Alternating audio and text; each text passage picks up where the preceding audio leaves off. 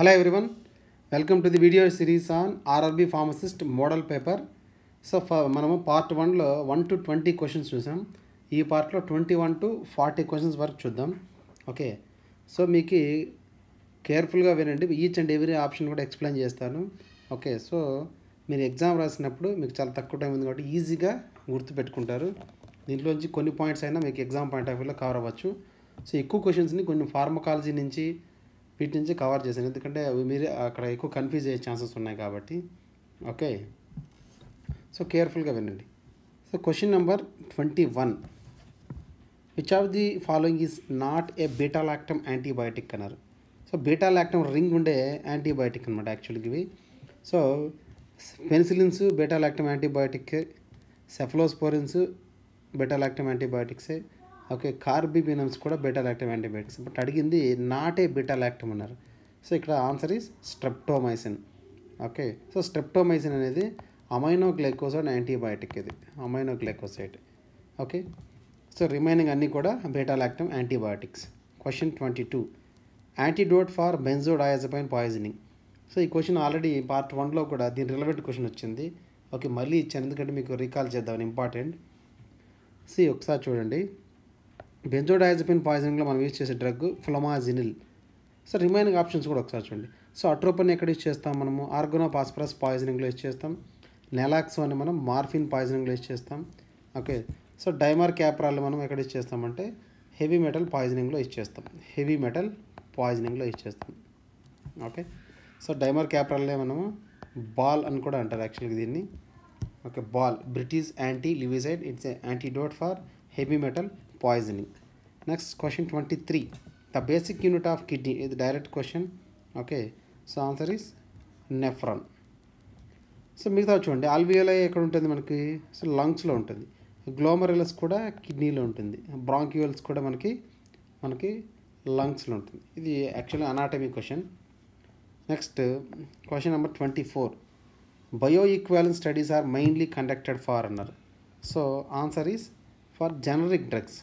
So bioequivalence అంటే bioequivalence అంటే suppose already మనకు ఒక బ్రాండెడ్ డ్రగ్ ఉంటుంది. ఓకే, సో బ్రాండెడ్ డ్రగ్కి పేటెంట్ రైట్స్ కంప్లీట్ అయిన, అంటే పేటెంట్ పీరియడ్ కంప్లీట్ అయిన తర్వాత, లైక్ 20 years కంప్లీట్ అయిన తర్వాత ఎవరైనా ఆ డ్రగ్కి జనరిక్ మెడిసిన్ని తయారు చేసుకోవచ్చు. సో ఆ ప్రిపేర్ చేసిన జనరిక్ మెడిసిన్ స్టాండర్డ్ డ్రగ్కి ఈక్వల్ బయో అవైలబిలిటీ ఉందా లేదా అని టెస్టులు చేస్తారు. సో అలా టెస్ట్ చేయడాన్ని మనం బయో ఈక్వాలెన్స్ అంటాం. ఓకే, సో స్టాండర్డ్ డ్రగ్కి ఒక జనరిక్ డ్రగ్స్కి ఈక్వల్ బయో అవైలబిలిటీ ఉందా లేదా అని టెస్ట్ చేస్తాం. సో ఆ స్టడీసే bioequivalence studies. So bioequivalence studies for generic drugs. OTC drugs తెలిసిందే మీకు, over the counter drugs. Okay, next question 25, which vaccine is live attenuated vaccine. So ఇది already నేను ప్రీవియస్ వీడియోస్లో చెప్పాను, ఒకసారి చూడకపోతే మళ్ళీ ఒకసారి చూడండి. వ్యాక్సిన్స్ని different types of vaccines, like bacterial vaccine, viral vaccines, అందులో కూడా live attenuated, killed. Okay, so ఎలా గుర్తుపెట్టుకోవాలో నిమోనిక్స్తో నేను ఒక వీడియో చేశాను. ఆ వీడియో మీకు డిస్క్రిప్షన్లో లింక్ కూడా ఇస్తాను చూడండి. అందులో చెప్పాను మీకు లైవ్ అట్యూనియేటెడ్, లైవ్ అంటే బ్రతికుండడం కదా, సో బీ ఫర్ బ్రతికి ఉండడం అని చెప్పాను నేను. So option BCG vaccine is a live attenuated vaccine. Okay, so next one question 26. So మనకు తెలిసింది మరి హెపటైటిస్కి హెపటైటిస్ వ్యాక్సిన్ ఉంటుంది. ఇందులో టెటానస్కి టీటీ అని ఉంటుంది, టెటానస్ టాక్సైడ్స్ ఉంటుంది.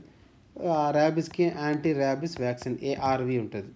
నెక్స్ట్ 26, క్లోరాంఫెనికాల్ కాజెస్ అన్నారు. క్లోరాంఫెనికాల్ వల్ల మనకేమొస్తుందంటే గ్రే బేబీ సిండ్రోమ్ వస్తుంది, ఒక అడ్వర్స్ ఎఫెక్ట్. ఇది బేబీ గ్రేగా కలర్లోకి చేంజ్ అయిపోతారు. దీన్ని అలా గుర్తుపెట్టుకోవచ్చు. క్లోరాంఫెనికాల్ సీని మనం ఇలా అన్నాం అనుకోండి, జీ లాగా కన్వర్ట్ అవుతుంది. G for grey baby syndrome. Okay, so మనం అలా ఈజీగా గుర్తుపెట్టుకోవచ్చు. ఇందులోంచి ఇలాంటి క్వశ్చన్స్ చాలా అడుగుతూ ఉంటారు అడ్వర్స్ ఎఫెక్ట్స్ నుంచి. ఓకే, అవన్నీ మీరు ఒకసారి రికాల్ చేసుకొని గుర్తుపెట్టుకోండి ఒకసారి. నెక్స్ట్ మిగతా ఆప్షన్స్ కూడా చూడండి. రేస్ సిండ్రోమ్ దేనివల్ల వస్తుందంటే మనకు ఆస్పిరిన్ వల్ల వస్తుంది. సో ఆస్పిరిన్కి ఇది మనకి ఆస్పిరిన్ అసోసియేటెడ్ వల్ల వస్తుంది. Next Stevens Johnson syndrome. So Stevens Johnson syndrome అంటే ఇది సివియర్ అలర్జిక్ రియాక్షన్ యాక్చువల్గా. Severe allergic reaction Stevens Johnson syndrome అంటాం. కుషింగ్ సిండ్రోమ్ దేనివల్ల వస్తుందంటే Cushing syndrome C for corticosteroids. So corticosteroids overdose అయిపోవడం వల్ల ఎక్కువ ఎక్సెస్ అయిపోవడం వల్ల కార్టికోస్టెరాయిడ్స్ ఎక్సెస్ అయిపోతే అప్పుడు వచ్చే ప్రాబ్లమ్ని మనం కుషింగ్ సిండ్రోమ్ అంటాం. దీన్ని ఎలాగ సి ఫర్ కార్టికోస్టెరాయిడ్స్ అని గుర్తుపెట్టుకోండి. Next antiseptics are used on అన్నారు. సో యాంటీసెప్టిక్స్ ఎక్కడ యూజ్ చేస్తామంటే లివింగ్ థింగ్స్ మీద ఇచ్చాము, లివింగ్ టిష్యూస్ మీద. So option B is the correct answer, living tissues మీద యూజ్ చేస్తాం. మరి మిగతా ఆప్షన్ చూడండి, ఇనామినేట్ ఆబ్జెక్ట్స్ అంటే నాన్ లివింగ్ థింగ్స్ అనమాట, inanimate. Okay, so non living things మీద మనం నాన్ లివింగ్ థింగ్స్ని లైక్ ఫ్లోర్, మనం ఏదైనా మన బిల్డింగ్ ఫ్లోర్ ఉంటుంది కదా, సో ఫ్లోర్ని మనం నాన్ లివింగ్ థింగ్ అనుకోవచ్చు. ఓకే, సో ఇలాంటి వాటిని మనం ఈ అందులో ఉన్న బ్యాక్టీరియాస్ని కిల్ చేయడానికి మనం యూజ్ చేసే వాటిని డిస్ఇన్ఫెక్టెంట్స్ అంటాం. So disinfectants which kills microbes on non living things or inanimate objects. Okay, next question 28. Example of anti malarial drug. Direct question. Quinine is a anti malarial drug. So metformin ఏంటి? Metformin మనం ఎక్కడ use చేస్తామంటే type 2 డయాబెటీస్లో use చేస్తాం, oral anti diabetic drug. డయాజపామ్ని యాంగ్జైటీలో use చేస్తాం, anti కన్వల్సెంట్గా యూజ్ చేస్తాం. So ceftriaxone is an antibiotic. Ceftriaxone is an antibiotic. Next question 29. The major neuro transmitter involved in Parkinson disease is అన్నారు. సో పార్కిన్సన్ డిసీజ్ మనం దేనివల్ల వస్తుంది? డోపమైన్ లెవెల్స్ డిక్రీజ్ అవ్వడం వల్ల వచ్చే ప్రాబ్లమే పార్కిన్సన్ డిసీజ్. ఓకే, సో కాబట్టి మనం యూజ్ చేసే డ్రగ్ ఏంటి ఇక్కడ? Neurotransmitter dopamine. Major neurotransmitter is dopamine. Okay, next మనకి గాబా అనేది inhibitory neurotransmitter. Serotonin mostly involved in depression. So డిప్రెషన్కి రిలేటెడ్ న్యూరో ట్రాన్స్మిటర్. ఒకవేళ మనకు డోపమైన్ లెవెల్స్ ఎక్కువయ్యాయి అనుకోండి, అప్పుడు వచ్చే ప్రాబ్లమ్ని మనం సైకోసిస్ అంటాం. సో డోపమైన్ లెవెల్స్ మనకి ఎక్కువైతే వచ్చే ప్రాబ్లం సైకోసిస్, తగ్గితే వచ్చే problem Parkinson disease. Next 30 question number 30. Rifampicin is mainly used for అన్నారు. సో రిఫాంపిన్ మనము ట్యూబర్క్యులోసిస్లో యూజ్ చేస్తాం. Answer is tuberculosis. Okay, so rifampin వల్ల ఒక మేజర్ మనకి ఒక అడ్వర్స్ ఎఫెక్ట్ ఉంది, అదే R for red colour, orange red colour. Urine అనేది ఈ రిఫాంపిన్ తీసుకున్న patient urine sweat, okay, saliva ఇవన్నీ కూడా ఆరెంజ్ రెడ్ కలర్లోకి మారిపోతాయి. ఇది మేజర్ అడ్వర్స్ ఎఫెక్ట్, కాంపిటేటివ్ ఎగ్జామ్స్లో ఎక్కువగా అడుగుతుంటారు. Okay, next 31. Which of the following is an ACE inhibitor. So ACE inhibitors అంటే అన్నీ కూడా ప్రిల్తో ఎండ్ అవుతాయి, prils. So answer is enalapril. So atenolol propranolol రెండు కూడా మనకు beta blockers. Nifedipine is calcium channel blocker. Dipine, all dipines అన్నీ కూడా calcium channel blockers. Hypertension అట్లా యూజ్ చేస్తాం. Question 32. Which class of drug is used for treating the hyperlipidaemia. So lipids ఎక్కువైనప్పుడు మనం treat చేయడానికి వచ్చే drugs ఏంటంటే statins. So hyperlipidaemia అన్ని డ్రగ్స్ కూడా మనకి స్టాటిన్స్ అనమాట. లాస్ట్లో స్టాటిన్ అని ఎండ్ అవుతుంది. ఓకే, లైక్ అటర్వాస్టాటిన్, లోవాస్టాటిన్ ఇలా. నెక్స్ట్ బీటా బ్లాకర్స్ మనకు తెలిసింది అన్ని lols, beta blockers లాల్స్.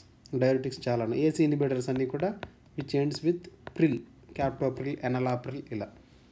Next 33. The antidote for iron poisoning అన్నారు. ఐరన్ పాయిజనింగ్లో యూజ్ చేసే డ్రగ్ డెఫెరియాక్సమైన్. ఐరన్ అంటే మన ఫెర్రస్ కదా, సో డెఫెరియాక్సమైన్లో ఎఫ్ ఉంది, ఎఫ్ ఫర్ ఫెర్రస్ అంటే ఐరన్ పాయిజన్ అని గుర్తుపెట్టుకోండి. నెక్స్ట్ ఈడిటీని ఎక్కడ యూజ్ చేస్తారు? హెవీ మెటల్ పాయిజన్ యూజ్ చేస్తారు. ఆప్షన్ సి చూడండి, అట్రోపిన్ని మనం ఆర్గనోపాస్పరస్ పాయిజన్ యూజ్ చేస్తాం. ఫ్లమాజినిల్ని ఎక్కడ యూజ్ చేస్తాం మనం? బెంజోడయాజపైన్స్ పాయిజనింగ్లో యూజ్ చేస్తాం. బెంజోడయాజపైన్స్ ఓవర్ డోస్ అయినప్పుడు. Question 34. Which among following is an antipyretic drug. So antipyretic drug is ibuprofen. Answer is ibuprofen. Okay, next question 35. Which hormone regulates calcium metabolism. Okay, so answer is parathyroid hormone or parathormone. దాన్ని మనకు PTH అంటారు. So ఈ parathormone hormone ఏం చేస్తుందంటే which increases calcium levels. Okay, blood calcium levels. Okay, next thyroid hormone, thyroid ఒక hormone release చేస్తుంది, దాన్ని మనం క్యాల్సిటోనిన్ అంటారు. ఇది ఏం చేస్తుందంటే కాల్షియం లెవెల్స్ డిక్రీజ్ చేస్తుంది actually calcitonin. Okay, so calcitonin thyroid calcium లెవెల్స్ని డిక్రీజ్ చేస్తుంది, బ్లడ్ కాల్షియం లెవెల్స్ని. Parathormone increases calcium levels. ఈ రెండు కూడా బ్యాలెన్స్ చేస్తుంటాయి. Okay, next question number 36. Warfarin is an example for. So warfarin direct question, ఇది oral anti coagulant drug. 37. Drug use to treat peptic ulcer అన్నారు. Peptic అల్సర్లో వచ్చేసేది P for prazoles. Okay, so ఇవన్నీ కూడా proton pump inhibitors. P for proton pump inhibitors అని. So proton pump inhibitors, prazoles అన్నీ కూడా proton పంప్ని ఇన్హిబిట్ చేస్తాయి, which are used in peptic ulcer. So omeprazole. Okay, next salbutamol, ఇది మనకు తెలిసిందే. ఓకే, సాల్బ్యూటమాల్ మనము బీటా-2 అగోనిస్ట్, ఆస్తమా లాంటి వాటిలో యూజ్ చేస్తాం. Propranolol beta blocker. Okay, next digoxin is an cardiac glycoside. Question 38. Which is not an opioid analgesic అన్నారు. So opioid analgesic కానిది ఏది? సో మార్ఫిన్ ఓపాయిడ్ ఎనాల్జిసిక్కే. ఓకే, ఫెంటనైల్ ఓపాయిడ్ ఎనాల్జిసిక్కే, కొడిన్ కూడా ఓపాయిడ్ ఎనాల్జిసిక్స్. బట్ క్వశ్చన్ అడిగింది not అని అడిగారు. So ఇట్లా నాట్ అని వచ్చినప్పుడు కేర్ఫుల్గా క్వశ్చన్ చదవండి, కన్ఫ్యూజ్ అవ్వద్దు. నాట్ అని వస్తే మనకు దానికి రిలవెంట్ కానిది మనం ఆన్సర్ చేయాలి. సో ఓపాయిడ్ ఎనాల్జిసిక్ కానిది ఏది? Paracetamol. The answer is paracetamol. ఇది non steroidal anti inflammatory. Okay, next question 39. Which class does ciprofloxacin belongs to. So సిప్రోఫ్లాక్సిన్లోనే ఎఫ్ ఉంది, F for fluoroquinolones. The answer is fluoroquinolones. So remaining penicillins మనకు తెలిసిందే. Okay, penicillins.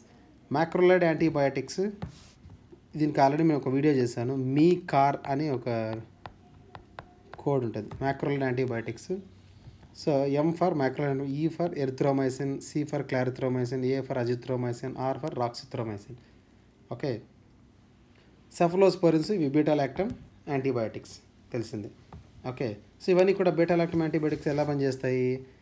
Bacterial cell wall సిన్థసిస్ని inhibit చేస్తాయి అన్నమాట. It acts by inhibition of bacterial cell wall. Okay, next ఈ fluoroquinolones అన్ని which inhibits DNA synthesis, bacterial DNA synthesis. Macrolide antibiotics ఎలా పనిచేస్తాయి? Which inhibits protein synthesis. Okay, next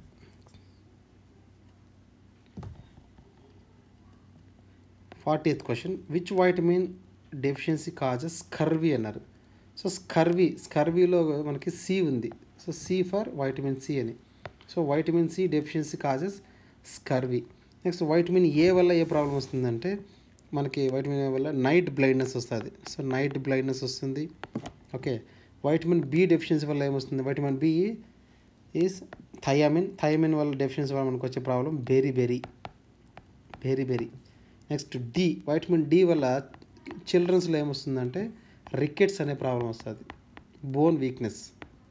so vitamin D deficiency causes rickets in children. Okay, next అదే అడల్ట్స్లో vitamin D deficiency వస్తే it leads to osteomalacia, bone weakness అది కూడా. Okay, so ఇది up to 40th question. Sir next వీడియోలో మనం remaining 41 to 70 questions, 70 వరకు చూద్దాం. సో టోటల్గా మనకి ఎగ్జామ్లో ఎలా ఇస్తారు 70 క్వశ్చన్స్ ఫార్మసీ నుంచి, ఆ 70 క్వశ్చన్స్ ఈ మోడల్ పేపర్లో కవర్ అవుతాయి.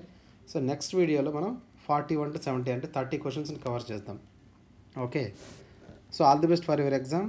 లైక్ చేయండి, షేర్ చేయండి, సబ్స్క్రైబ్ చేయడం మర్చిపోవద్దు. Thank you.